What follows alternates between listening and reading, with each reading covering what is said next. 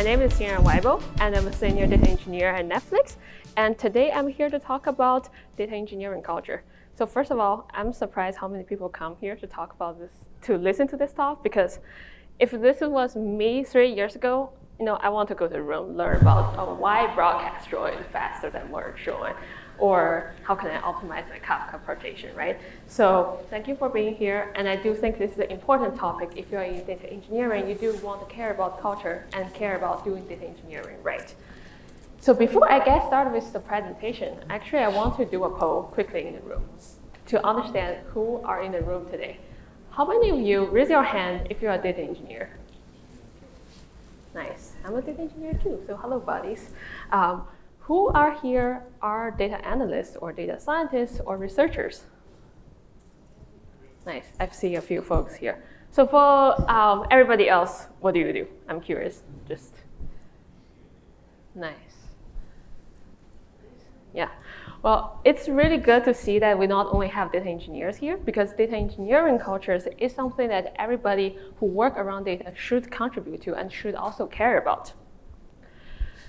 Here's the agenda for today. So first of all, I want to talk a little bit more about my motivation of giving these talks, why data engineering culture matters, and secondly, because data engineering is a relatively new profession in general. So I want to talk about the definition of data engineering and the roles of data engineers before we dive deep into how we do data engineering right.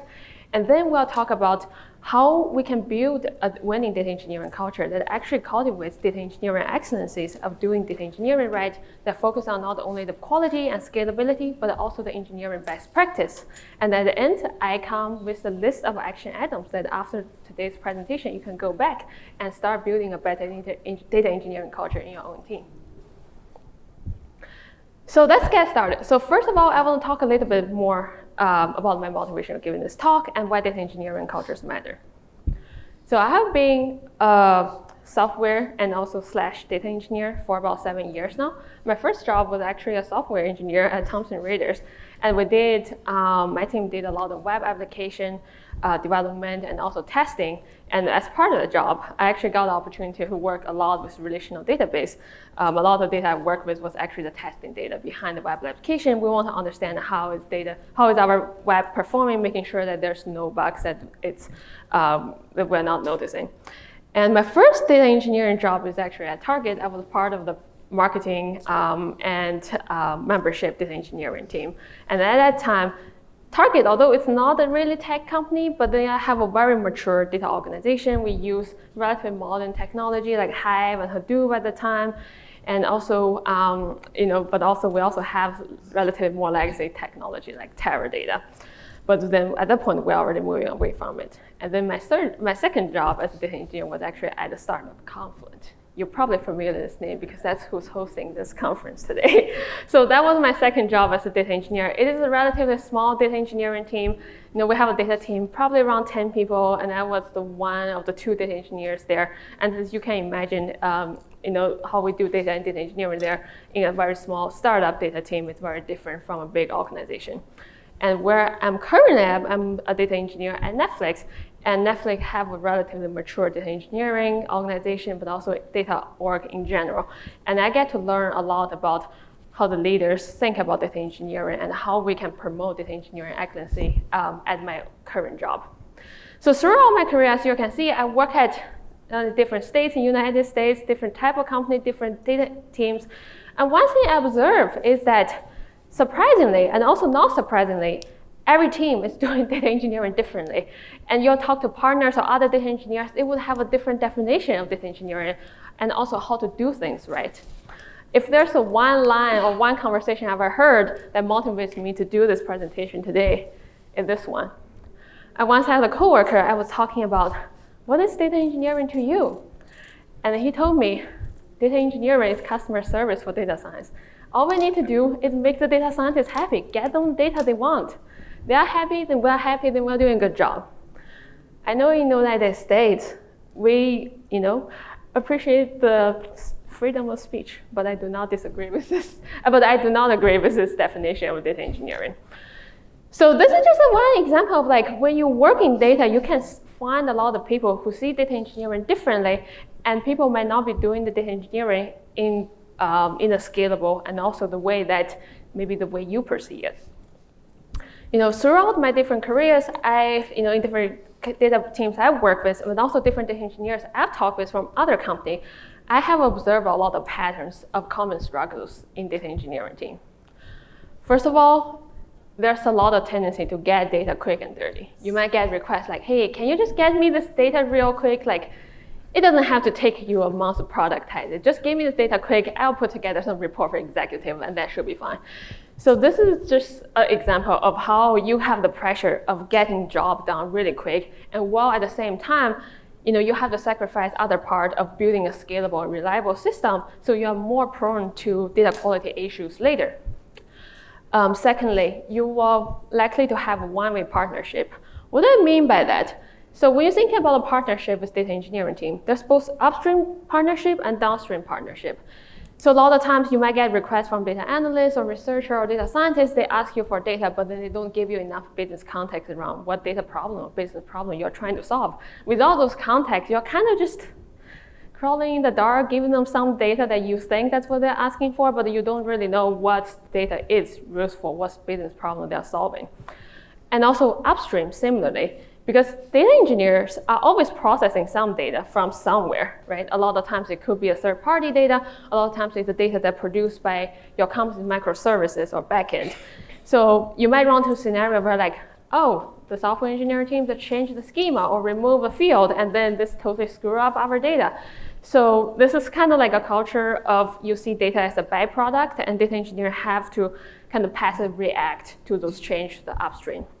And also another one-way partnership is that when it comes to project planning, data engineers aren't involved at the early stage. People don't have a habit of asking data engineering team like, hey, what's the level of effort of making this data available by the data engineering team? And so like maybe they decide to work on this a quarter later, and then at the end of the quarter, they come to data engineer like, hey, we don't have this data, can you get it for us? And that's not on your plate. You did not plan for it. So that's also an example of one-way partnership. Last but not the least, invisible data engineers. I'm a data engineer myself. I would say that's my biggest struggle in a lot of places I work with, is that sometimes I feel like we don't get enough credit for the work we do. I think in general, people have a tendency of recognize the end products. A lot of times it's the model, it's a dashboard, and then people tend to give more credits to the end product and without seeing what's the back-end data engineering work that's enabling those. So that's also a common struggle I see a lot with the data engineers I've talked with. So because of these common struggles, you might see a lot of negative impacts on your company and your data projects. You'll have unscalable data system. You'll have frequent data quality incidents. When it comes to data quality, honestly, if you know there's a data quality issue, that's not the worst case. The worst case is that you don't even know the data quality is bad, and then you are making business decisions on top of those wrong data. And also talent attrition. People are not happy because they're not motivated with work. A lot of us want our job to be work and job to be recognized, and then to stay motivated. Sometimes when you feel invisible, it make people unhappy.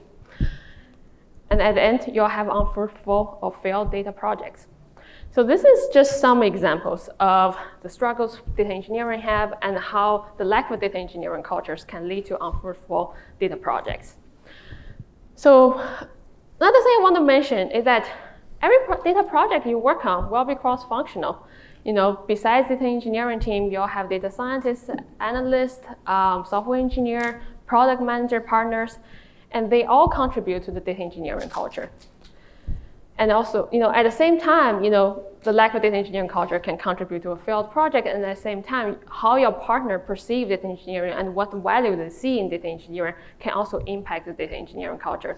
So that's why not only data engineers and leaders should care and contribute to data engineering culture, but also data engineering partners. So for example, our downstream partners like data analysts and data scientists, upstream partners such as software engineers, and also product manager who's usually in charge of roadmap planning for the product. So far we've covered about why data engineering cultures matter and who should care about it. And before we dive too deep about what a good data engineering culture should look like, because data engineering is still relatively new, and like I mentioned, everybody have a different definition. I want to take maybe 5 minutes to talk about what data engineering really means and the role of data engineers.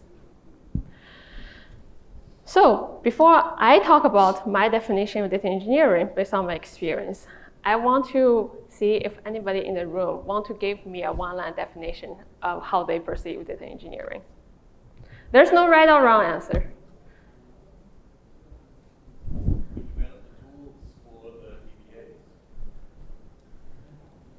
Democratize data. One more? Great. Yes, thank you so much. So if you Google data engineering, you're going to see all these keywords. Probably Kafka event streaming. You're at this conference today, and you probably might think maybe batch doesn't exist anymore, everything's streaming, right? But that's not true. But anyway, when you Google data engineering, you're going to see all these keywords: data cleaning, data modeling, data wrangling, tools like Kafka, Spark, and also like design pattern like ETL, ELT, kappa, Lambda, everything. And it could be kind of hard to navigate. But to me, honestly, none of these words here capture the role, the high-level role of data engineering. They're just kind of small segments of what data engineering do, and also the kind of the methods that data engineer utilize to achieve their responsibility. So first of all, before we define data engineering, it's important to think about without data engineering, how our data world would be. Don't get me wrong, without data engineers, you'll still get data, but what kind of data would you get? You might get CSV file on SFTP server. So your third-party partner just dump that data there, and then you have to grab it. And sometimes they might just use different schema every week or whatever. You never know. And also, you might have to get those data from a third-party API. For example, if you put ads on Facebook, and then they have this API, you can call to get those data to understand how your ads perform on their site. And also, you might have microservice systems that maintain, like say, account and profile data with their latest snapshot, and those are available as tables in relational databases. Another example is that, maybe you are relatively more advanced on your data-driven journey, and you're logging client and server logs as a byproduct for your microservices. However, most of those logs, a lot of times, would be used for observability, so data quality could be concerning sometimes. So those are just some kind of examples of raw data you'll have. Without data engineers, yes, the data will be available. However, those raw formats of data could be very difficult and inefficient to work with. Imagine that you're trying to understand like your order histories and how that changed, or if you have a sales pipeline, how your different customers move from different stage, and if those data are available in API or third-party software or in relational database, it could be very difficult for your data analysts or data scientists to work with. And a lot of times you do have to combine different sources of data together to make sense of the data. So to summarize, without data engineering, you still have data, but your data wouldn't be efficient to work with. So that comes to next, that we'll talk about the definition of data engineering. So this is my definition of data engineering after working 7 years in data engineering. So data engineering is all about making core data accessible in optimized form to enable analytics, AI, and or user experience. So the part I want to emphasize on is optimized form. So what does that mean? So first of all, like I mentioned, a lot of times you do have to combine one data source with many others to make sense of data and to make it more usable. So a lot of times you want to enrich the data with business logic or metadata to, for example, you might want to attribute your click event to impression event to understand the take rate of the ads on your website. Or, let's say if you have your retailing website, you want to enrich your item ID with the item hierarchy to understand what category it belongs to, or what or what kind of marketing campaign it is part of. Secondly, you want to store the data in efficient schemas and also storage system. Now, one good example is that a lot of the data analytical use cases, we want to look at large history. However, if you have the data in relational database, it will be very hard and efficient to run those query analysis. So and also sometimes your data might be very nested format, very hard to use. So part of data engineering's job to design efficient schema and transform those data into a more efficient schema, and also store them in appropriate storage system, which could be an iceberg table or Apache Druid if you want to do more real-time analysis.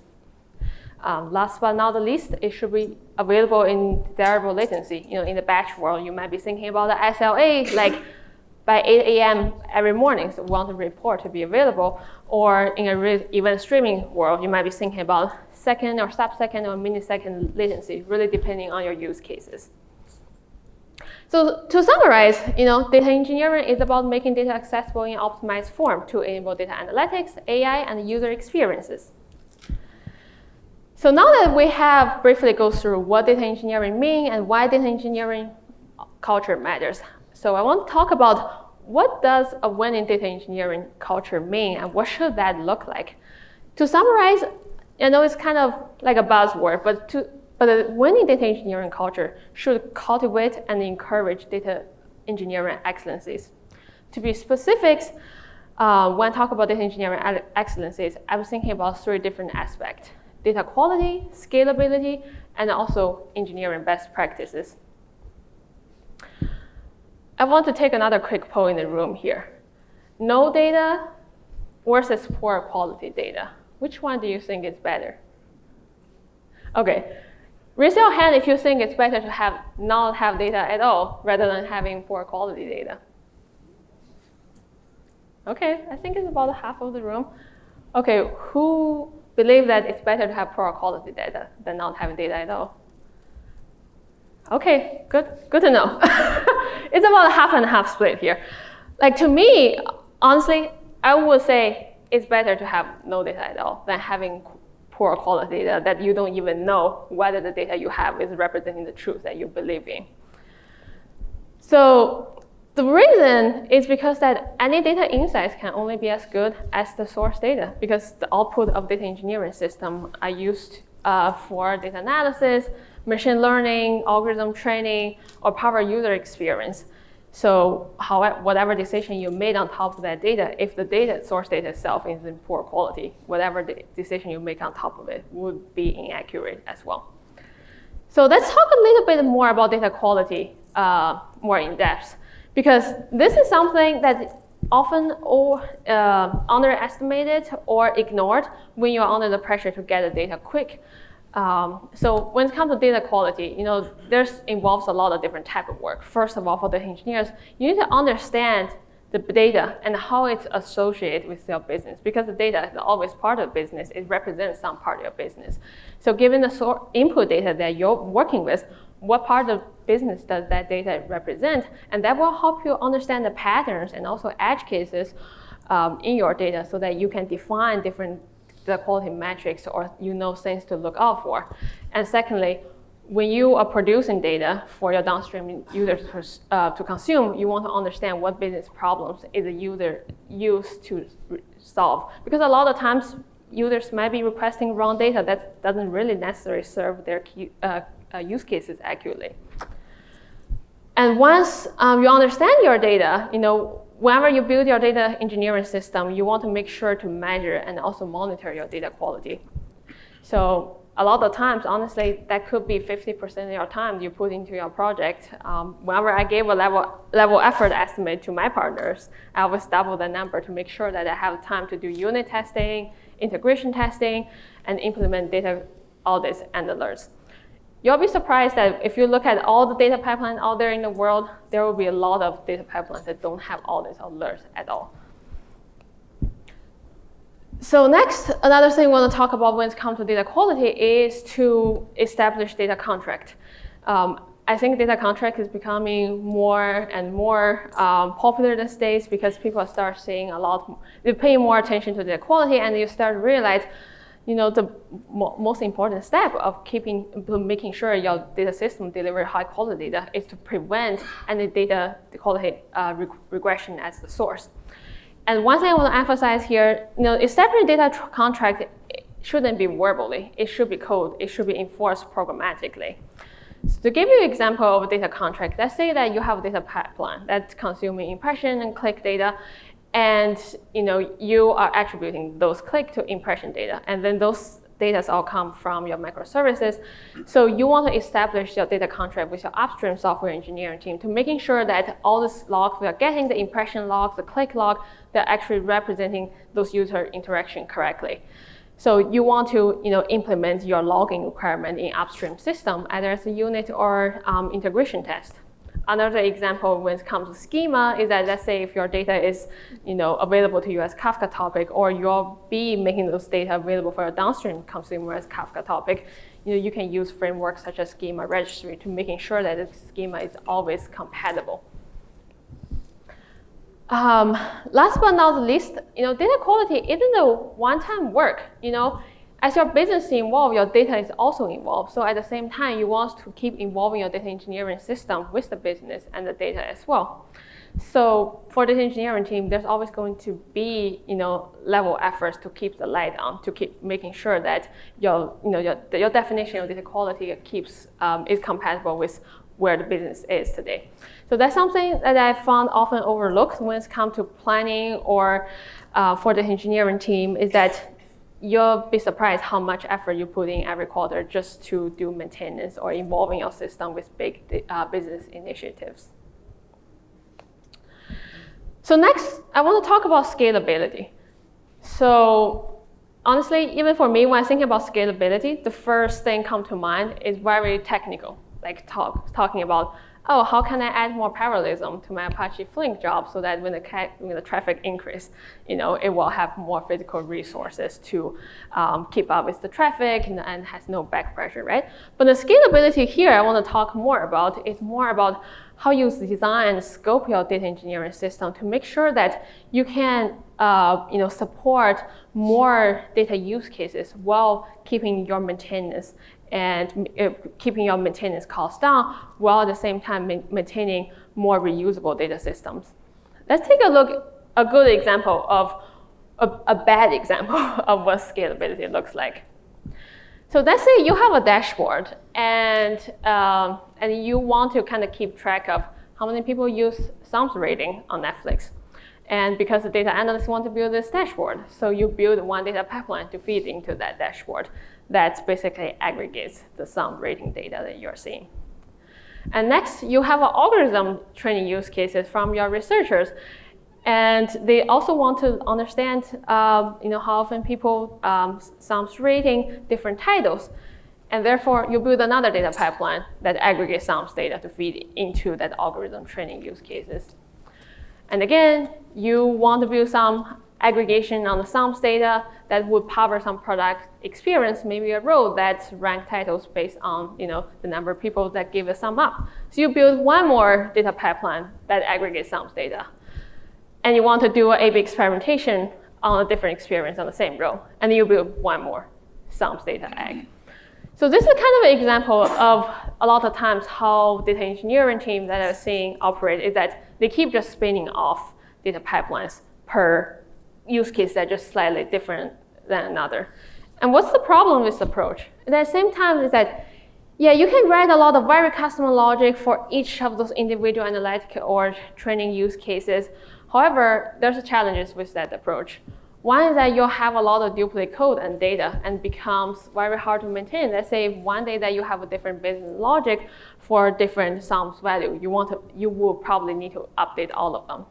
And as a result of that, you'll have multiple data pipelines running that are relatively similar, and you'll have relatively high maintenance costs for your team just for the operational task. And also that effort of knowledge transferring whenever people come and go to understand all the business logic that it involves.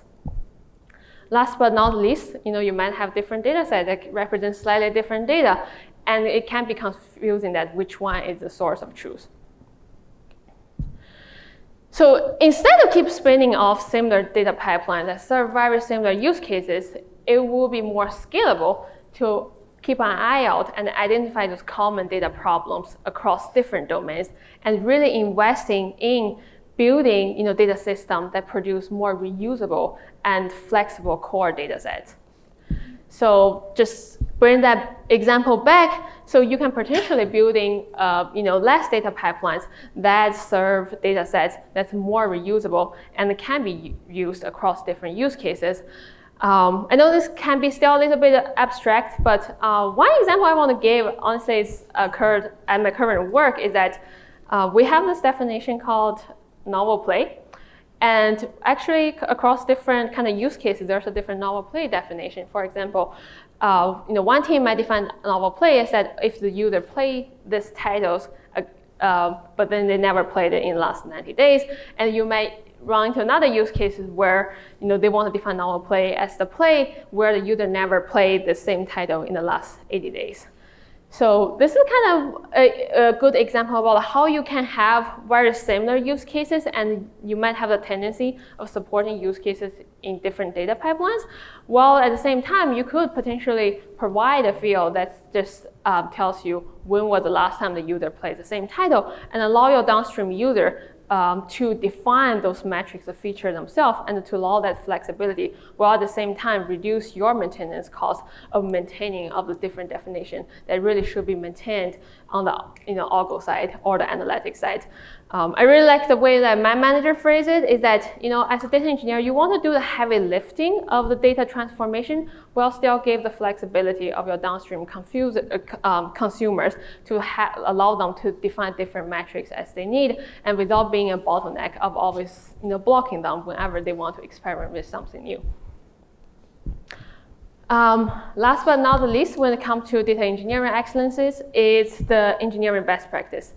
So don't forget that there's an engineering in data engineering. Data engineering is still part of the software engineering, so that's important for us to scale to also adopt engineering best practices in data engineering's day-to-day life as well. I won't go into a lot of details here, but I want to just give a few examples. Sometimes I see data engineering team might forgot. It's like, first of all, version control. You want to version control your code in something like a Git so that you know that what's in production, and you also have the the opportunity to review code and making sure that everything is to the team standard. Test-driven development, you want to invest time in writing unit tests and integration tests to making sure that your code and also logic is up to good quality and prevent any human error. CI/CD, continuous integration, continuous deployment. So it's important.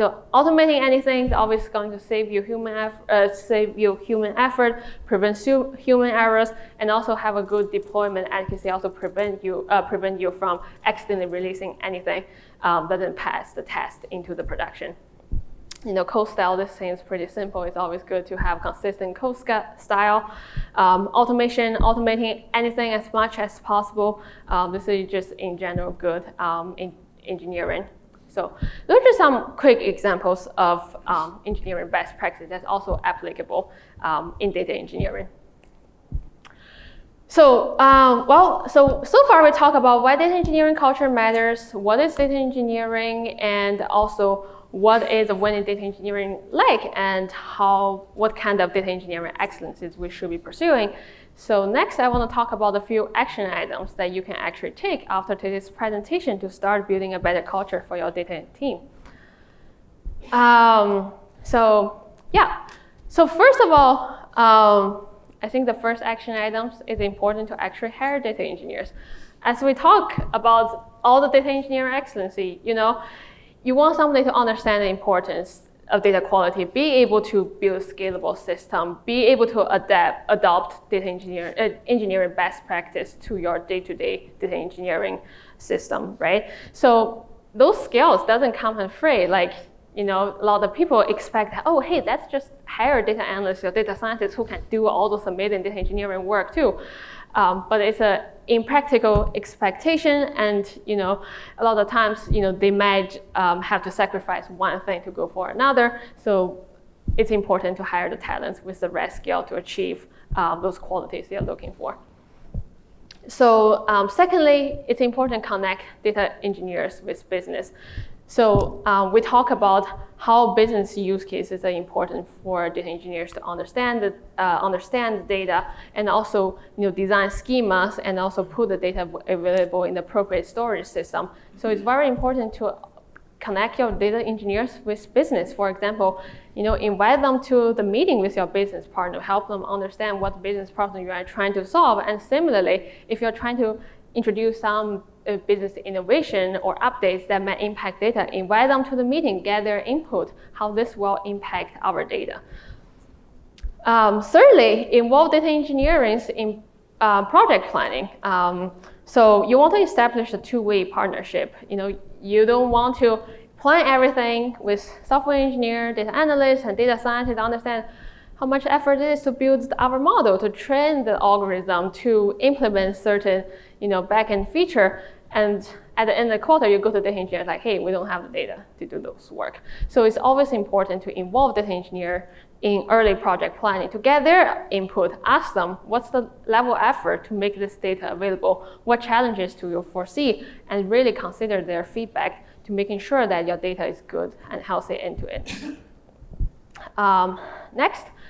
So when it comes to scalability, we talk about identify common data engineering problem and build scalable and also reusable systems to solve different problems cross-domain to reduce your maintenance cost.